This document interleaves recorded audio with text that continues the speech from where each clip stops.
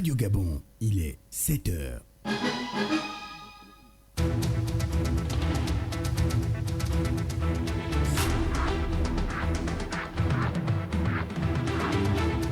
Le journal.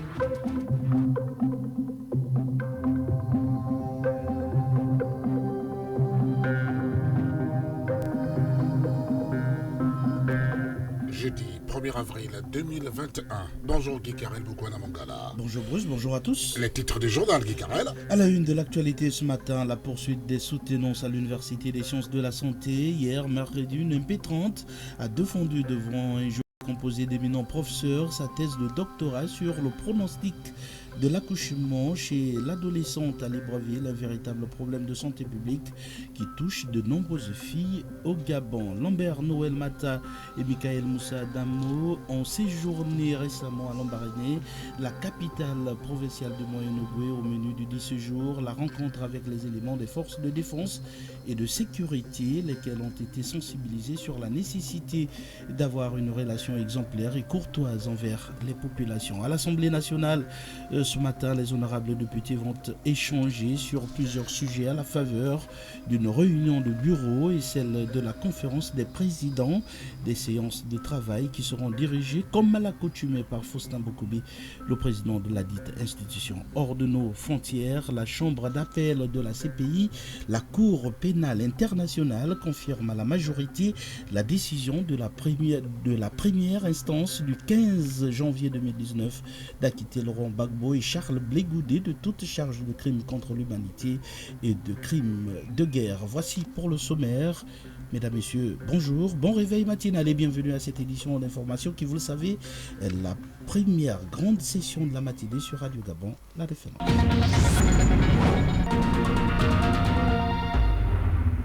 Allons y voir tout cela en détail. À présent, messieurs, dames, Rose Christiane Soukara-Ponda a procédé hier au lancement des travaux de renouvellement et d'extension du réseau d'eau des communes d'Ovindo, Libreville, Ntoum et Akanda Guicarel. Les travaux qui vont durer près de 3 ans vont permettre de mettre fin au déficit en eau potable constaté dans le Grand Libreville. Nick Jocelyn Fouba.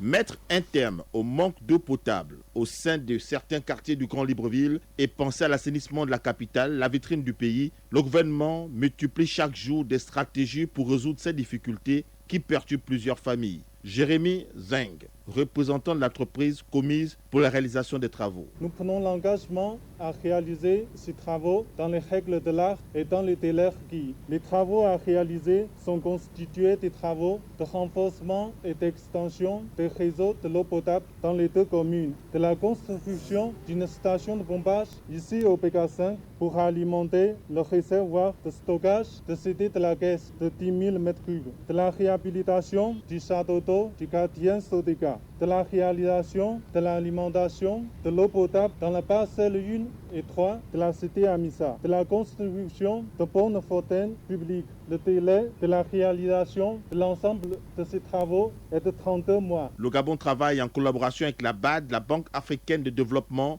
pour la réalisation de ce vaste chantier. Robert Masumbuko, représentant pays de la BAD. Excellence Madame le Premier ministre, le gouvernement que vous dirigez a pris manifestement et clairement la pleine mesure du défi et déploie des efforts considérables que je voudrais au nom du président Adesina saluer pour l'accès universel à l'eau pour tous les citoyens de Libreville, mais également de tout le Gabon. Avec un financement de 75 milliards de francs CFA, la Banque africaine de développement se positionne fermement à vos côtés, Excellence, dans l'atteinte de cet objectif majeur d'amélioration de la qualité de vie des habitants du Grand Libreville. Le ministre d'État, Alain-Claude Bilibinze, dans sa communication, est revenu sur les tâches confiées à chaque entreprise. La réalisation de ces travaux fait l'objet de 4 marchés déclinés ainsi qu'il suit. Le premier marché est relatif aux travaux de réparation des fuites d'eau potable dans les bâtiments administratifs qui a été confié à l'entreprise de l'Ex International. Le marché numéro 2, relatif aux travaux de renforcement et d'extension des réseaux d'eau potable de la commune de Libreville et d'Akanda, attribué à ces faits. Le marché numéro 3, relatif au renforcement et à l'extension des réseaux d'eau potable des communes de Ntoum et d'Ovendo attribués à Conduril, et enfin le marché numéro 4 qui concerne l'extension des réseaux du Grand Libreville, notamment 1er, 2e, 3e, 4e et 5e arrondissement de Libreville, les communes de Ntoum et d'Ovendo attribuées à l'entreprise Sino Hydro. L'eau potable pour tous, telle est la vision du gouvernement. Une vision que l'équipe que dirige Rose Christiane Osuka-Raponda compte réaliser. Et puis, il est à préciser, tout de même Guy Carrel Bokwana-Mangala, que le gouvernement de la République a lancé plusieurs travaux du genre sur l'ensemble du territoire. Avec pour objectif, bien entendu, d'améliorer les conditions de vie de la population. Au terme de la cérémonie relative, Rose Christiane Osuka-Raponda a répondu à quelques questions des hommes et femmes des médias. Écoutons-la au micro, toujours de Nick Jocelyn Fouba. À l'intérieur du pays, il y a des travaux, comme l'a dit le ministre de l'État, qui ont été déjà engagés depuis décembre dernier. Mais c'est vrai qu'on n'a pas convié encore les médias. Mais le temps venu, vous verrez comment les travaux ont avancé dans le cas justement d'améliorer les conditions en matière d'électricité de nos populations, pour lesquelles nous sommes également des populations de ce pays. Nous souffrons également justement de ce stress hydrique et également même des problèmes d'électricité.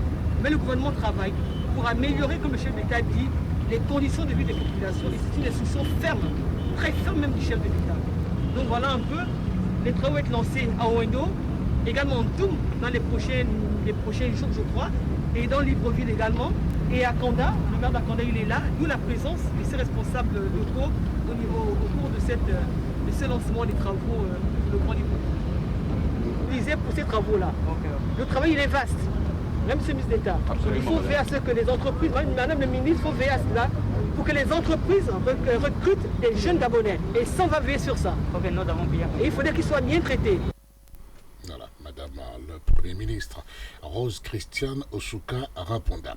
Parlons à présent de ce séjour à Lambaréné, le séjour de Michael Moussa Adamo et Lambert Noël Mata. Le ministre d'État à l'Intérieur et son collègue de la Défense nationale sont allés féliciter et encourager l'ensemble des éléments des forces de défense et de sécurité pour le travail abattu depuis le début de la pandémie. Estaki Bouangangimi.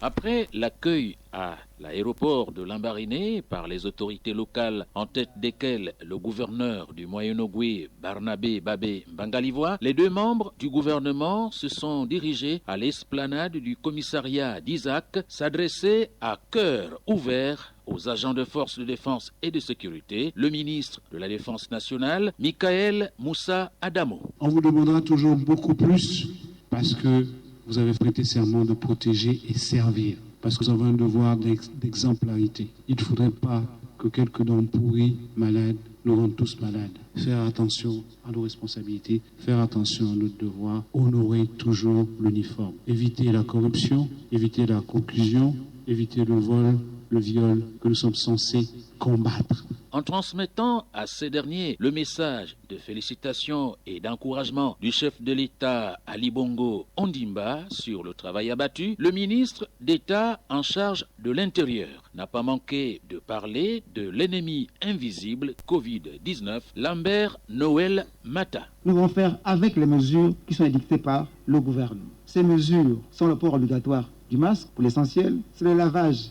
des mains, c'est l'observation de la distanciation physique pour éviter une contamination entre plusieurs personnes. Il y a aussi que depuis quelques semaines, notre pays, grâce à un don à populaire de Chine, dispose de 100 000 doses de vaccins. Là aussi, il se trouve certains politiques en mal de publicité ou des férus des réseaux sociaux pour nier l'existence du vaccin, pour éloigner les populations du vaccin. Il n'y a pas d'autre solution aujourd'hui que ce vaccin. Pour se rendre compte de leurs conditions d'existence, les ministres ont visité les casernes avant de regagner Libreville le même jour. Lambaréné, Estaki Ibouangangimbi pour Radio Gabon, la référence. Et face aux agents des forces de défense et de sécurité, Lambert Noël Mata a souligné que l'ennemi actuel est la Covid-19 et non la population, Guy Carrel. Et ceci est Bruce pour emmener les hommes et femmes en treillis à faire preuve de pédagogie dans cette lutte contre la Covid-19. Écoutons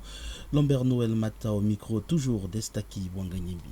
Pour amener les populations à adhérer à ces mesures, vous devez au quotidien faire preuve de pédagogie. Parce que notre ennemi, comme l'avons dit mon collègue et moi depuis que nous avons entamé cette tournée, notre ennemi commun, c'est cette pandémie, c'est cette Covid-19, et non les populations. Les populations, dans leur diversité, dans leur comportement pluriel, font en sorte que nous avons quelques obstacles sur le terrain quant à faire appliquer ces mesures, ce qui explique parfois un comportement, on va dire, à la lisière de la loi. Et c'est pour cela que mon collègue et moi, vous disions que notre ennemi, c'est la pandémie, et non les populations, et que dans l'exercice au quotidien de vos fonctions, vous devrez intégrer en vous le respect de la dignité humaine. Lambaréné, par sa position géographique, voit passer sur cette terre des flux importants de population et des biens. Vous êtes une province carrefour qui commande, n'est-ce pas, l'accès quasiment à l'ensemble d'autres provinces de notre pays. Et donc, chaque jour, vous êtes sur le terrain puisque ce flux est continu. Plus le flux est continu, plus vous êtes confronté à des comportements parfois responsables et à des comportements blâmables. Mais ne faites pas comme ceux-là,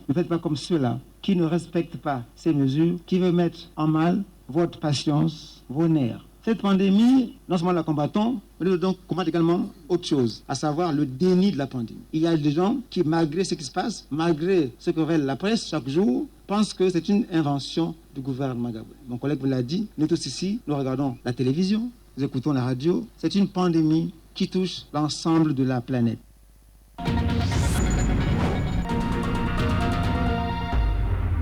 La suite de cette édition d'information pour parler de la signature ce jeudi du projet sous-régional sur le renforcement des capacités et pour le renforcement de l'aquaculture commerciale en Afrique centrale. Il s'agit d'une signature brusse de projet entre le Fonds des Nations Unies pour l'alimentation et la COREP, dont le Gabon, le Cameroun, le Congo et la RDC, la République démocratique du Congo, sont parties prenantes. En tout cas, nous y reviendrons au cours de nos prochaines éditions d'information. Et pendant ce temps, nous revenons sur l'entretien accordé par le président de la République à notre confrère Jeune Afrique. Dans le volet de ce matin, Ali Bongo Ondimba revient sur les raisons qui lui ont conduit à se séparer de certains de ses collaborateurs. Pierre Désiré Vélénam nous en dit un peu plus. L'entourage immédiat du chef de l'État a bien changé depuis 2009 et le constat n'a pas échappé à notre confrère Jeune Afrique. L'absence de certains anciens collaborateurs et la présence de nouveaux aux côtés d'Ali Bongo Ondimba a bien alimenté les conversations à l'intérieur tout comme à l'extérieur du pays. Pour couper court à toutes les rumeurs, le président de la République a confié qu'il ne s'agit pas d'une question de personne, mais d'efficacité collective. Il a expliqué qu'après son retour au pays en 2019, suite à un AVC en 2018 à Riyad, il a souhaité amorcer une nouvelle étape de son septennat en s'entourant des personnes compétentes qui pensent et agissent différemment. Parmi ces personnes figure son fils, Noureddine Bongo Valentin, nommé à la fonction de coordinateur général des affaires présidentielles. Un poste certes technique, mais qui requiert du titulaire beaucoup de qualités. Des qualités que renie évidemment Noureddine Bongo Valentin, puisque selon le président de la République, il est extrêmement compétent, il veille à la bonne exécution de ces directives et à leur suivi. Le coordinateur des affaires présidentielles a également une vision très affirmée du Gabon à long terme, un regard très actuel et une sensibilité particulière sur des sujets tels que la formation professionnelle, la lutte contre les inégalités et bien d'autres. Et par-dessus tout, le chef de l'État apprécie particulièrement sa franchise, une qualité très rare dans le milieu du pouvoir. Toute autre pensée sur sa nomination n'est que pure spéculation, a indiqué Ali Bongo Ondimba. Et toujours d'actualité, Guy Karel Bokwana Mongala, la série de soutenance à l'Université des sciences de la santé à Ovendo. Ce matin, Bruce, nous nous intéressons à l'un des thèmes de recherche proposés et soutenus par un étudiant en médecine. Il porte sur le pronostic de l'accouchement chez l'adolescente à Libreville, un véritable problème de santé publique qui touche de nombreuses jeunes filles au Gabon. Joanita Atam. Le pronostic de l'accouchement chez l'adolescente à Libreville, cette thématique sujet de la soutenance du docteur Emma Valérie Tsamba, est une problématique actuelle et de santé publique. Elle concerne 28% de la population féminine. Nous avons également constaté depuis plusieurs années déjà qu'il y a plusieurs adolescents qui tombent enceintes. Et la littérature dans nos recherches, nous avons retrouvé 28% de fécondité chez les adolescentes on note au total 23% des adolescents dans la population générale et 28% de fécondité. L'accouchement étant à risque chez la fille adolescente, la plupart subissent des césariennes, l'immaturité du bassin et le manque de suivi prénatal sont entre autres les raisons des complications. L'adolescent, c'est un enfant. Ici, nous n'avons pas seulement voulu rechercher les complications, mais nous avons aussi voulu voir un peu comment l'adolescent gère sa grossesse, comment elle suit ses visites, c'est ce que nous avons appelé les contacts prénataux, comment elle accepte cette grossesse. Et la plupart du temps, nous avons remarqué que ce sont des grossesses qui ne sont pas déjà désirées. Et nous savons que les enfants, même le traitement des médicaments, ils n'arrivent pas à bien les prendre. Est-ce qu'il a respecté son traitement? Parce que quand on est enceinte, on a des médicaments qu'on doit prendre régulièrement. Au cours de ces recherches au centre universitaire de Libreville et d'Ovendo, plus de 300 accouchements ont été enregistrés en seulement 8 mois, explique le médecin. Nous avons pu ressortir 302 accouchements chez les adolescentes sur 8858 accouchements. Nous avons étudié sur 8 mois, janvier à août. Le travail du nouveau médecin généraliste Emma Valérie Tsamba devrait servir à lutter contre les grossesses précoces et à leur prise en charge. On a viré sur les petits métiers. Tel est le thème de l'émission Gabon Écho de ce jeudi 1er avril 2021. Guicarel. Et pour en parler, les animateurs de cette émission, Fabien Guillaume-Kinvélé et Gérard Maléco, reçoivent tout à l'heure à 10h10 sur nos antennes Corneille Mukungu Madama, le président national du syndicat des petits métiers, que nous écoutons en avant-première. Il n'y a pas de petits métiers, il n'y a que des métiers. C'est la raison pour laquelle le défunt président Omar Bongo Ondimba avait envoyé M. Gaston Milongani, à l'époque président du syndicat national des petits métiers, et M. Abba Etogo Emmanuel, à l'époque aussi vice-président du syndicat national des petits métiers, suivre un stage à Paris, à la chambre des métiers de Paris. Et il était question de créer la chambre des métiers du Gabon. Et la création des chambres de métiers du Gabon, ça a été fait, mais malheureusement la mise en place n'a pas été effective. Et je tiens maintenant aujourd'hui à remercier le président de la République, son Excellence Ali Bongo Ondimba, et le gouvernement gabonais qui ont fait en sorte que la mise en place effective de la chambre de métiers du Gabon soit aujourd'hui là. Et c'est cette chambre-là qui va permettre à ce que ce secteur-là soit organisé par corps de métiers. Le plus souvent, les gens dans le secteur des petits métiers, les gens prenaient ça comme un secteur des gens qui n'ont pas de diplôme, des gens qui sont dans des situations précaires. Alors que si vous regardez bien, il y a déjà aussi des gens, des étudiants, des diplômés qui exercent dans ce secteur. Par exemple, le secteur de la féperie, il y a des restaurants, des bars, les poissons à la braise et tout le reste. Donc un matin, quelqu'un peut se lever un matin pour dire que je pars acheter mon ballot de t-shirt ou des pantalons, il se met à la route, il vend facilement. Sauf que le salaire n'est pas souvent très élevé, il est minime, mais à travers ce salaire-là, tu peux te permettre de régler certaines situations. Il y en a qui apprennent en fonction de ces revenus-là.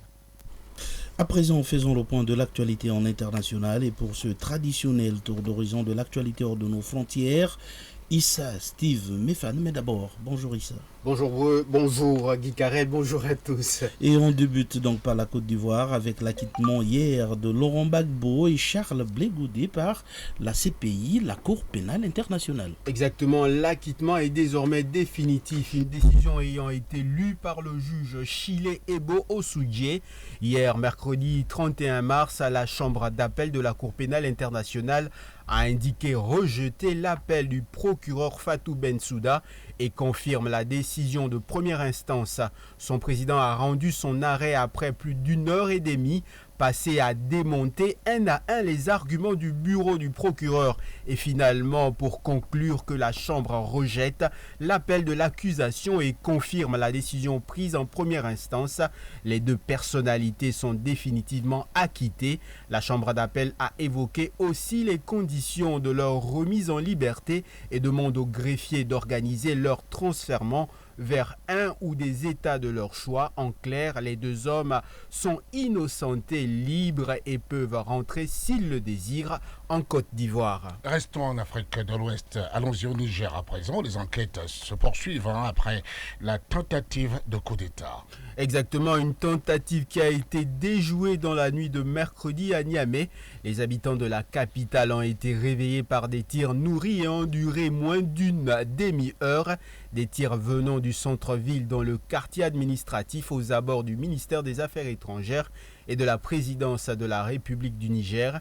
Le chef des assaillants a été identifié. Il s'agit du capitaine Gourouza. En fuite, il est activement recherché. Merci beaucoup. Issa Steve Meffed.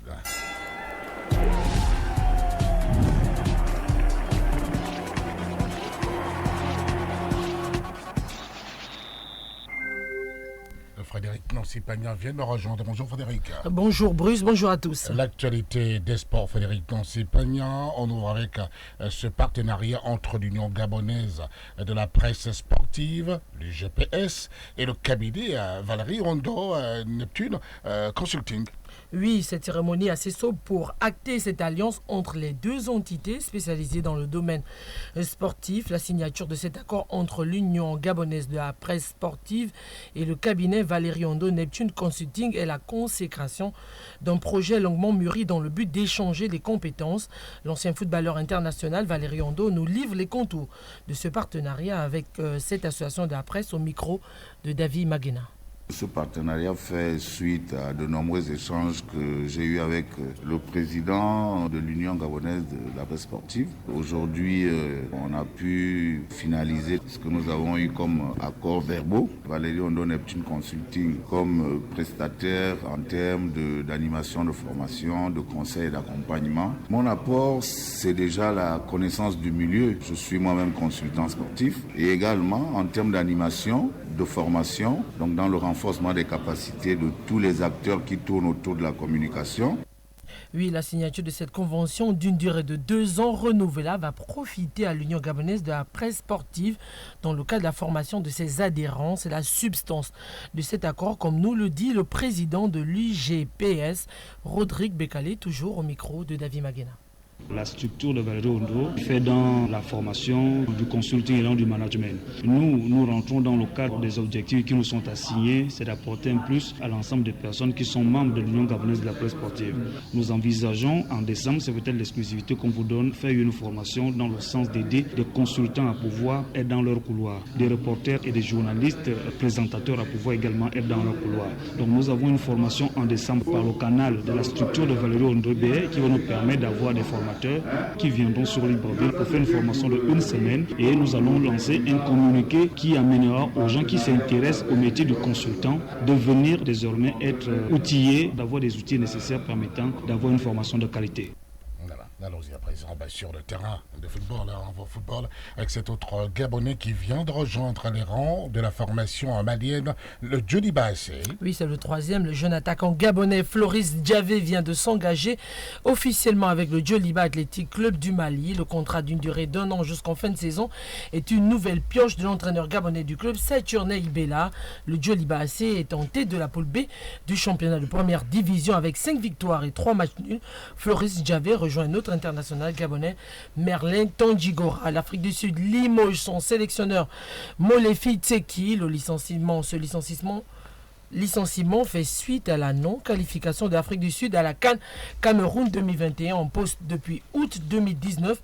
L'entraîneur Molefi Tseki, âgé de 51 ans, subit les conséquences de ses mauvais résultats à la tête de la sélection sud-africaine. En 9 matchs dirigés, il n'aura glané que 4 victoires, battues dimanche dernier au Soudan 2-0. L'Afrique du Sud a terminé à la 3e place du groupe C derrière le Ghana et le Soudan et va manquer la compétition programmée en janvier prochain au Cameroun. À la 3e place, donc éliminée. Merci beaucoup Frédéric Nancy-Pagna. Pour ces nouvelles de sport, restez avec nous, messieurs, dames, juste derrière cette édition d'information. Et avant d'accueillir le docteur Ekoini, le bioportrait des hommes politiques gabonais, la suite avec Régis Beignet. Aujourd'hui, il nous parlera d'Aristide Edgar Issembe. Refermons d'abord cette portion d'information avec vous, Guy Karel-Bokona Mongala. À retenir ce matin la poursuite des soutenances à l'Université des sciences de la santé. Hier, mercredi, une MP30 a défendu devant un jury composé d'éminents professeurs sa thèse de doctorat sur le pronostic de l'accouchement chez l'adolescente à Libreville, un véritable problème de santé publique qui touche de nombreuses jeunes filles au Gabon. Et puis Lambert Noël Mata et Michael Moussa Damo ont séjourné récemment à Lambaréné, la capitale provinciale de Moyen-Ogooué. Au menu du 10 séjours, la rencontre avec les éléments des forces de défense et de sécurité, lesquels ont été sensibilisés sur la nécessité d'avoir une relation exemplaire et courtoise envers les populations. À la technique ce matin, il y avait Thierry Wagna, la réalisation est Steve Méfan, à la collaboration rédactionnelle Bruce Walker Mapoma. La page des sports était animée à l'instant par Frédéric Nancy Pagna. Moi je suis Guy Karel Boukwana Mangala et j'aurai l'occasion et l'immense plaisir de vous retrouver tout à l'heure à 8h pour la seconde et dernière session d'information de la matinée. Mais en attendant, je vous laisse méditer sur ce proverbe: tout vient à point, à qui sait attendre. Merci d'avoir été les nôtres et bonne suite des programmes sur votre chaîne préférée, Radio Gabon, la référence. À tout à l'heure, Guy Caral, tout à l'heure à 8h, très exactement. Suite des événements de février 1964 dans notre pays, le Gabon, le retour du président Léomba à Libreville grâce à l'intervention de l'armée française et le procès des conjurés à Lambaréné au centre du pays, au siège, finalement, où siégerait une